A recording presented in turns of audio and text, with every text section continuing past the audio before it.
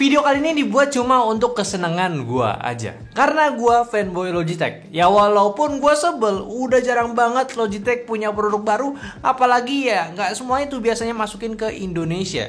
Tapi dia punya yang baru lagi dan fix dijual resmi di Indonesia. Yaitu headset gaming Logitech G Pro X2 cuy.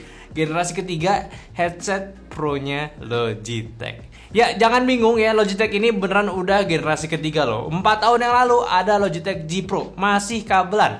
Itu era belum bisa ada headset gaming wireless tuh. Terus tahun setelahnya baru deh ada Logitech G Pro X. Dan sekarang baru nih ada si generasi keduanya, yaitu Pro X2. Kenapa baru sekarang nih? Padahal itu dulu udah headset yang bagus banget. Gue pakai dan minusnya pun pada eranya itu udah cukup minim ya. Gak heran tuh headset gaming bisa jadi top headset gaming pada zamannya. Cuma nih sekarang apa nih yang baru nih? Penasaran nggak? Asik, kayak masih ada aja yang pakai headset gaming gitu ya. Oke, kita balik lagi deh. Bahas detail si headsetnya yang sekarang masih punya DNA yang sama tapi ada sedikit pembaruan.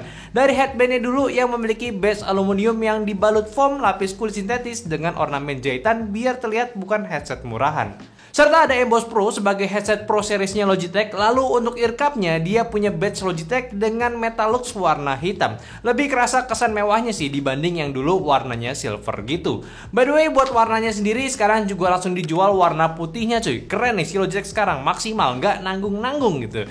Bentuk cupnya oval, bukan bulat, jadi untuk bentuk area telinga kita nutup dengan pas. Terdapat pula lubang manjang di sisi cupnya yang mungkin pengaruh untuk ke kualitas suaranya. Dan untuk cupnya sendiri masih pakai kulit sintetis dengan foam. Dan tentunya bisa diganti ke fabric kalau nggak mau yang panas. Tapi sih ya, gue mending yang isolasi kedap gitu. Selera aja sih sebenarnya.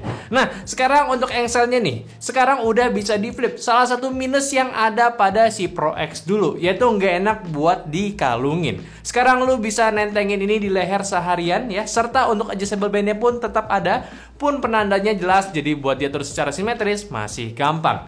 Urusan clamping ya, buat kelasan yang udah generasi ke generasi udah pasti nggak bikin lu sebel sih pakai headsetnya. Enak banget, nyaman di kepala, pas juga ya tekanannya, digoyang pun nggak jatuh pula, nggak ada sama sekali kekurangannya. Paling di era headset sekarang yang lebih ringan, kayak Logitech pun juga punya yang ultralightnya. Sayang headset ini cuma 25 gram lebih ringan daripada Pro X sebelumnya. Sekarang ini di 345 gram. Tapi ada beberapa hal unik sebenarnya yang nanti kita tahan dulu, infonya bakal dibahas nanti. Oke, buat fungsionalnya ada di kiri berupa switch power serta indikator, volume dial yang integrasi dengan Windows, mute mic, USB-C port, Bluetooth switchnya, port mic, dan juga di sisi satunya cuma ada colokan jack untuk mode kabelan. Ya, lu nggak salah dengar, headset ini sekarang punya fitur Bluetooth. Ya gue nggak tahu tujuannya apa. Mungkin lu bisa konekin ke handphone lu dengan mudah. Itu ya mungkin jawaban tertepatnya ya. Tapi kalau lu ngarep Bluetooth itu bisa dipakai buat main game, sayang latensinya masih ada. Jadi ya fitur nice to have aja sih. Atau buat mode casual ini juga bisa.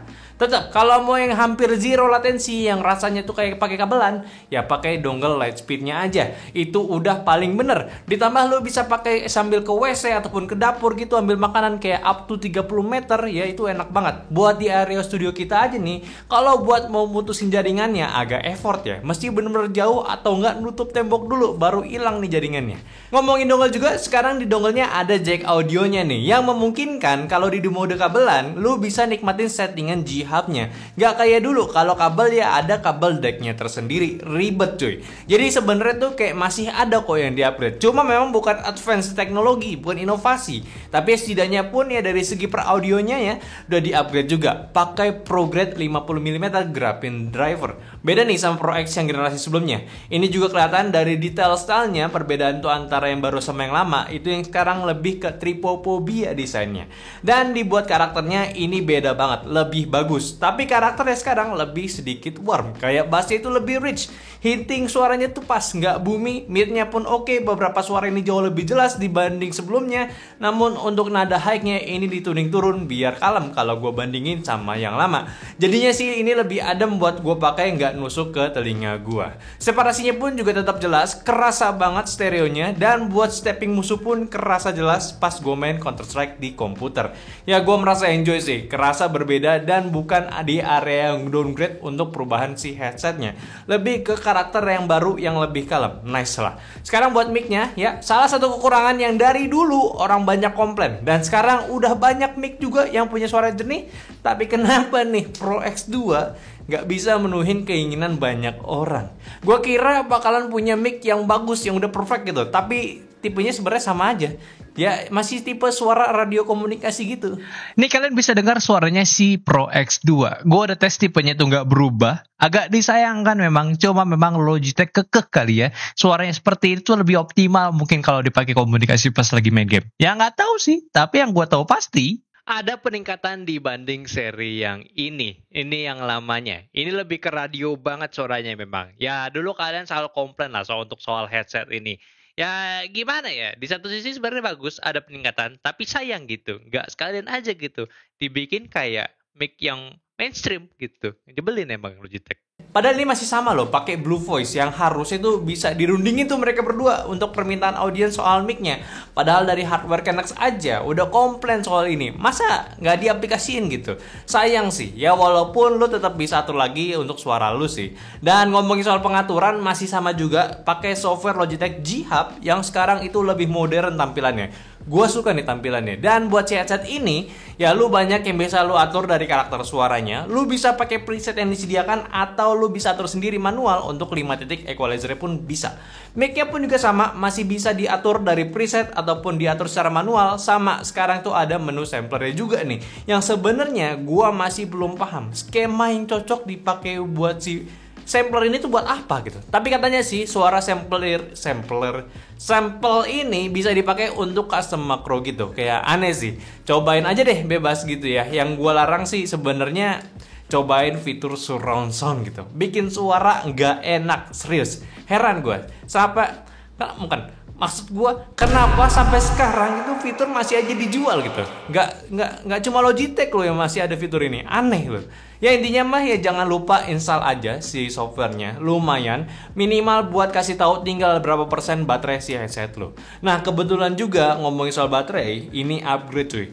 Memang mereka nggak state berapa mAh-nya, cuma klaim 50 jam dan emang irit banget sumpah. Beda sama yang dulu kayak itu cepet gitu habisnya. Nggak tahu ya, gue juga udah lupa itu berapa mAh yang lama dan klaim mereka berapa lama. Dan ini juga ada auto on off-nya pula yang bisa lo atur, jadi bisa irit baterainya lagi. So ya, pengalaman gue kali ini bareng si headset gaming Sultan, ya itu kata yang gue gunakan pas review Logitech G Pro X dulu ya.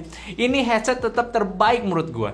Memang agak sedikit bias karena gue fanboynya yang udah kelamaan didiemin Logitech, tapi serius lah, ini bagus banget headset gamingnya. Memang gak banyak fitur inovatif pada headset ini punya, tapi ya optimalin seri yang dulu mungkin jadi salah satu minus headsetnya, sekarang udah semakin bagus cuy. Seriusan, dari suara, build quality, experience-nya yang nggak mengecewakan. Cuma bagian mic-nya aja nih, kenapa nggak ningkat langsung gitu. Oh iya juga, jangan sampai kelewatan, di paketannya pun lu juga bakal dapat 2 kabel ya, buat ngecas sama buat kabel headsetnya, sama pouch yang sekarang lebih proper, lebih bagus desainnya. Terus info tambahan juga nih, mungkin lu penasaran gitu yang bisa connect kemana aja.